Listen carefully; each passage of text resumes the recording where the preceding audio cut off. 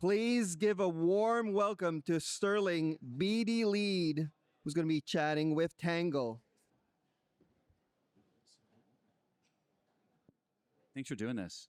Of course. Yeah. I appreciate you coming out here today and giving us a talk here. You recently joined the labs. I'm just kind of curious what you're spending most of your time on and kind of how you think about growing the builder ecosystem. Yeah, it's a real privilege. I was at Circle before this, and I feel like I was one of the few people inside of Circle who understood Hyperliquid and was constantly yelling at it about Hyperliquid and probably got in trouble about how much I talked about Hyperliquid. And so it's, yeah, to get a chance to like come work in the protocol and do this is pretty incredible. Especially when founders like Jeff and Ilians that call you, I feel really privileged to get to work with them and work with everybody else here. I'm spending most of my time talking to folks that aren't using Hyperliquid to try to get them to use Hyperliquid. And I talk about this a lot of time internally, like what's the smallest first step that someone can take with Hyperliquid? And so one of the things that I'm really proud of, that's really cool, that you probably wouldn't think of is like moomoo, which is this massive app in Asia, 30 million users. Like they integrated Hyperliquid price feeds just to surface weekend pricing to their users and some of the pre-IPO markets to their users. And like that's a perfect, really small first step for someone to take to learn how to integrate the APIs, understand the values, see what type of engagement those types of price feeds get from their users and things like that. And there's some small attribution of Hyperliquid, a little bit of growth, but more than anything else, it's like the foot in the door and kind of shows the way for other folks. So how do I find those other institutions that have those internal advocates for Hyperliquid? And then, what is the smallest first step they can take, whether it's that or whether it's VALR, who I think is speaking right now, which is the largest exchange in Africa. And how do, they actually discontinued their existing perpetual exchange and put in Hyperliquid as the execution venue. So those are two extreme ends of the spectrum, but those were two perfect first steps for those organizations, right? And how do I, spending time with those different builders and finding the right first thing to go do. That VALR was really interesting to see that show up. So very cool, very cool. Is the first of its kind, right? The first exchange to integrate Hyperliquid as the execution venue for their perps product. So I think both of those are first of their kind examples that hopefully show the way for other builders of what's possible. And touching on builders now, let's unpack builder codes a little bit. I guess, what are they? Why would apps use them? And how are teams building with them today? Builder codes are really simple. It's just a fee collector for trades that originate from the integrators APIs or integrators interfaces. So to put a really fine point on it, you don't have to integrators don't have to build their own perp exchange. They don't have to build their own cloud. They don't have to build their own liquidity.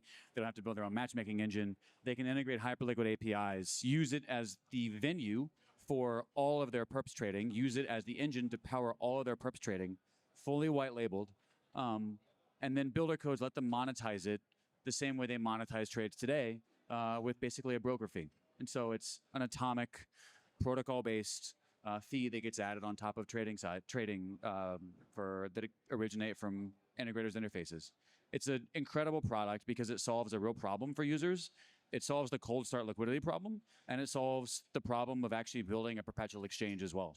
And so they can focus on what they do best, which is acquire users, build incredible UI, UX, keep their users inside of their product without having to worry about actually building sourcing liquidity and then building an exchange. And so builder codes are, the atomic fee collector that sit on top of that. And it's getting, I think you've seen quite a bit of traction. That's what VALR did, right? And that's how they're monetizing. FOMO app, which is here and speaking right now, they did the same thing. It's a social trading platform. Phantom was one of the early integrators. So there's over 100 different folks that have integrated builder codes and, hopefully thousands more to come. Great. With some of these projects, or you've mentioned a handful of them already, but what type of applications or projects are you targeting for partnership style things, and how should they reach out to you? Well, I think anybody should feel free to reach out to me. You know what I mean? Like, I think part of why I'm at Hyperliquid Labs is I want folks to feel like there's a face that they can reach out to ask questions. And if I can't help, I can help find someone either within labs or within the ecosystem that can help them. Because we view, like, Hyperliquid Labs is a small team, but we view the team as the greater team, the royal we, right? Like, everybody building in the ecosystem. So none of this is possible without you and without everybody else here. So I think the team, while small, like, I'm often connecting dots between different teams. But I'm generally interested in anyone that has audience or is interested in integrating Hyperliquid, and how I can talk to them and figure out that, like, smallest first step.